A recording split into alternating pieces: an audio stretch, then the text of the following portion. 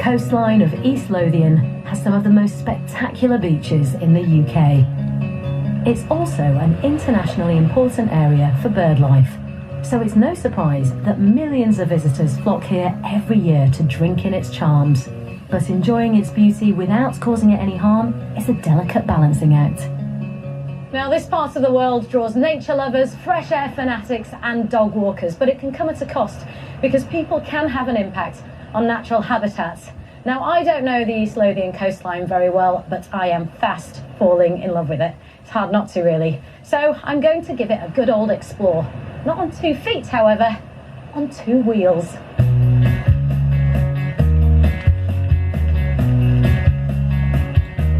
When it comes to cycling with sensitivity for nature, this special bike leaves no tracks. Bruce and David are going to take me for a cycle ride along the sands. But first, I need to get fitted for my trusty EcoSteed. Hello, chaps. How you doing? What the heck are these? Fat bikes.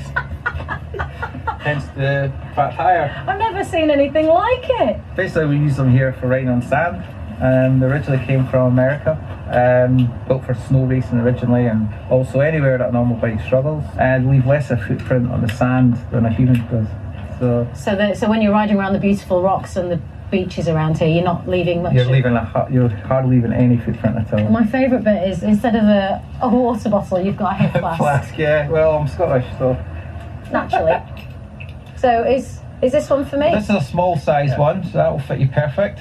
I'm incredibly tall, so all right, here we go. Let's give this a go. My first ever go on a fat bike. Watch out, North Berwick. Ah, yes. Ooh.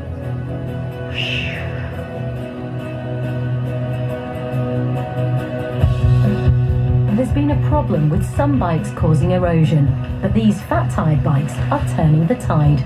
Every pun intended. Well, I have to say, Bruce, this is good fun. Yeah, it's not bad. And why are we cycling below the tide line? Well, we could do this and then our tracks will soon be washed away in the next tide, so... So there's not even a mark in the sand? Yeah, no one even knows if we're passing.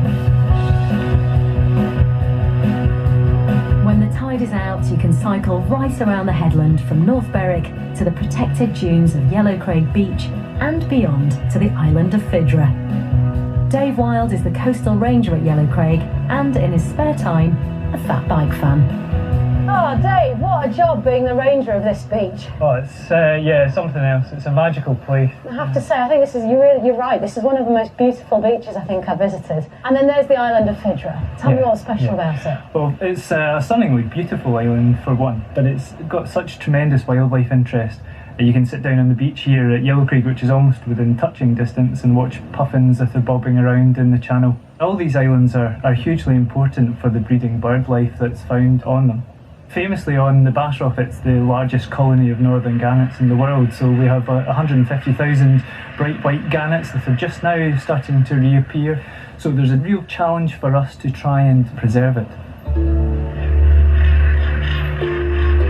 And that challenge is one we all face: plastic pollution. The marine life that thrives here is under constant threat, both from littering and what's being flushed down the loo. But locals here have taken matters into their own hands. Plastics has recently become a huge issue, and there's a local charity here called Fidra, named after the island, that have been cleaning up their beaches and campaigning since 2014. Sarah and Claire from Fidra are currently taking their fight to the top, challenging the Scottish Government on plastic cotton buds. Now, just looking at it, this seems like a pristine beach to me.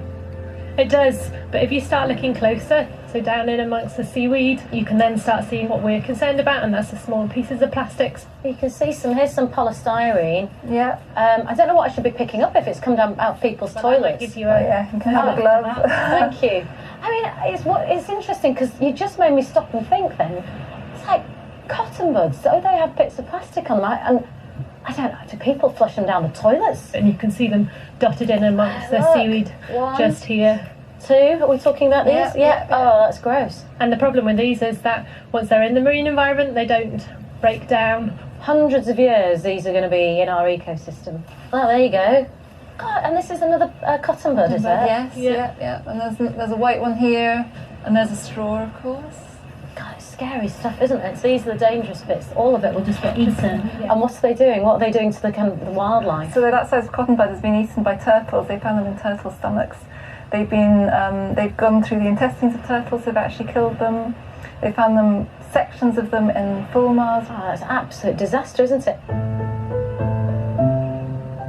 As a result of FIDRA's pressure, the Scottish Government launched proposals in January of this year to ban plastic cotton buds entirely. Well, hopefully you'll get the law changed. Which would be Absolutely. fantastic. Yes. What a that's victory that brilliant. would be. And that will be in Scotland, and hopefully then other governments can see the change taking place. I'm seriously impressed that so many local groups have had such a positive impact on this environment. From a bike that leaves virtually no trace in the sand, to positive action on the plastics that are harming the local seabird population. This is people power and passion at work.